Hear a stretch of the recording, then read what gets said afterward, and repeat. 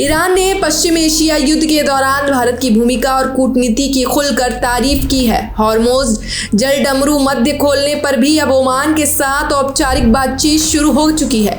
इसके अलावा Chabahar port को लेकर भी ईरान ने भारत के लिए बेहद सकारात्मक संकेत दिए हैं। भारत की कूटनीति पर ईरान की खुली तारीफ। पश्चिम एशिया युद्ध शुरू हुए 38 दिन हो चुके हैं और इस बीच दुनिया की भू राजनीति में बड़े उतार चढ़ाव देखे गए हैं।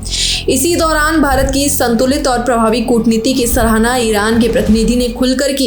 ईरान के सुप्रीम लीडर के प्रतिनिधि डॉक्टर अब्दुल मजीद हकीम इलाही का बड़ा बयान। भारत की कूटनीति बहुत अच्छी है और इस मुद्दे पर वे बहुत महत्वपूर्ण भूमिका निभा सकते हैं।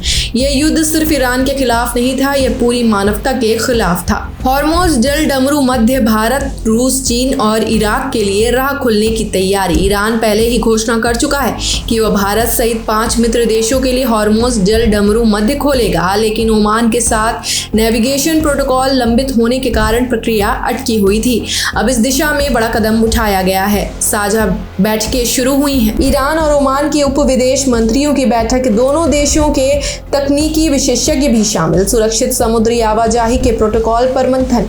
मौजूदा युद्धकालीन हालात के बीच सभी विकल्पों पर विचार। भारत के लिए क्यों महत्वपूर्ण है? युद्ध से पहले भारत का 40% कच्चा तेल हॉर्मोज के रास्ते आता था। 90% LPG भी इसी रूट से आता था। मार्ग खुलते ही भारत को ऊर्जा सप्लाई में बड़ी राहत मिलेगी। भारत ईरान संबंधों पर चाबहार पोर्ट से फिर नई रोशनी। चाबहार पोर्ट को लेकर ईरान का रुख युद्ध के बीच भी सकारात्मक रहा है।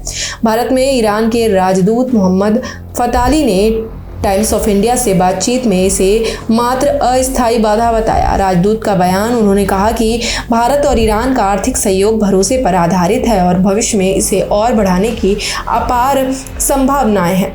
चाबहार एक रणनीतिक प्रोजेक्ट है जो दोनों देशों को जोड़ता है। आखिर चाबहार पाकिस्तान को क्यों खटकता है? भारत की सीधी पहुंच अफगानिस्तान और मध्य एशिया तक है। पाकिस्तान का भू रणनीतिक महत्व कम होता है। अमेरिका को प्रतिबंध भी भारत के लिए चुनौती बने हैं। हॉर्मोज से गुजर रहे भारतीय जहाज, स्थिति सुधरती हुई। ईरान की सहमति के बाद कई भारतीय जहाज हॉर्मोज से गुजरना शुरू कर चुके हैं। अब तक के प्रमुख अपडेट। भारतीय झंडे वाले 16 जहाज सुरक्षित रूप से गुजर चुके हैं। ग्रीन आशा 8वां LPG टैंकर जगविक्रम LPG लेकर भारत लौट रहा है। ब्यूरो रिपोर्ट, तहलका इंडिया न्यूज।